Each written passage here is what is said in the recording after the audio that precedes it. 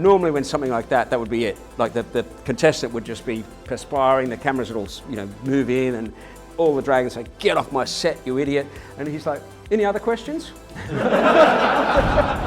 So Levi, he'd been waiting downstairs for a couple of days and he had his guitar playing and he'd broken a string and the BBC said, "Well, just do it without your guitar," and he refused, and that might have changed history for him.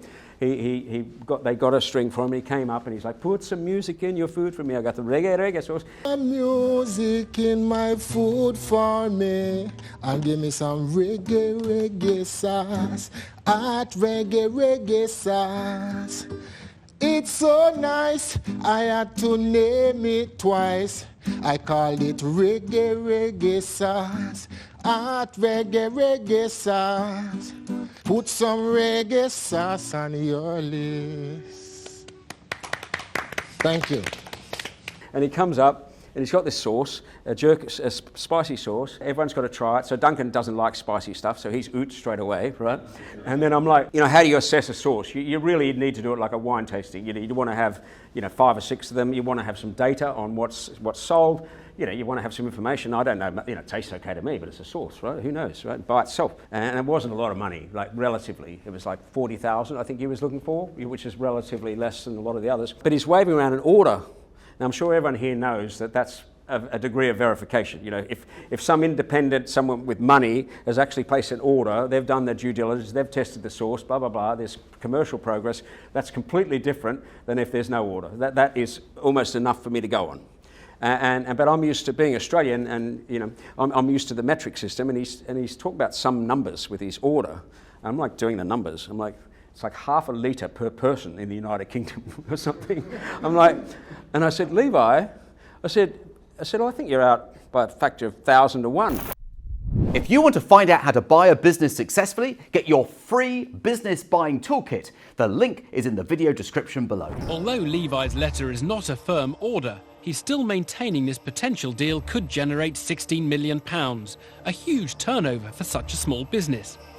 But Richard Farleigh thinks he's spotted a fundamental flaw in Levi's calculations. Levi, can I just want to, it's something I don't understand. You've got an order for 2,500 kilos. Yeah. Is that the one you're saying is 2.5 million litres? Yeah. Because I don't think that's right. Not 2,500. 250,000, isn't it? 2,500 kilos. It's a lot less than you think it is. It is? 2,500. The order is for 2,500 kilos. Well, a kilo is about the same as a litre. If it's water, it's exactly the same. Yeah. So it's not 2.5 million litres. If you've got 2,500 kilos, it's 2,500 litres. Okay. And then it says that's initial kilos, requirement, and then a potential every week thereafter of 500 kilos per week. Which is about 25,000 a year. Okay. And you're getting £6 per... £6.50 per litre. Right, so it's about £130,000 worth per order, per year. It's not 16 million. Richard Farleigh has exposed a disastrous miscalculation by Levi. Potential royalties aside, manufacturing the sauce himself would make him £130,000, but not £16 million. Normally when something like that would be it. Like the contestant would just be perspiring, the cameras would all, move in and all the dragons say, "Get off my set, you idiot." And he's like, "You're out by 1,001. He's like, "Any other questions?" Someone asked him, "How'd you get a cool name like Levi Roots?" Actually, it's Keith Graham, but I just prefer Levi Roots, right? And I'm like, this guy's so cool. Levi Roots, what a great name. Thanks Is it your very real much. name?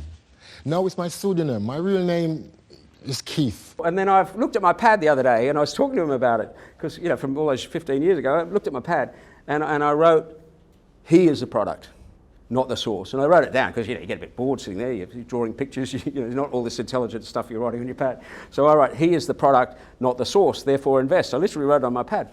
And so I thought, oh, hang on, this guy's cool, he could sell, he could sell anything. So I made an offer, and then by then, Peter's twigged, that's why he jumps in. But I would offer you half the money for 20%. And so we both, which is fine, right? I like Peter, don't get me wrong. So we both jump in, we both do the deal together. Because you get 15 minutes of fame, that sauce would be would be nothing. Well, Levi would be, you know, him on 15 minutes of prime time TV, that's worth a lot. Sainsbury's within 3 months, I think. It was the UK's biggest selling sauce in like 9 months, and it's, you know, just became phenomenal. But, you know, it's really nice. It couldn't have happened to a nicer guy.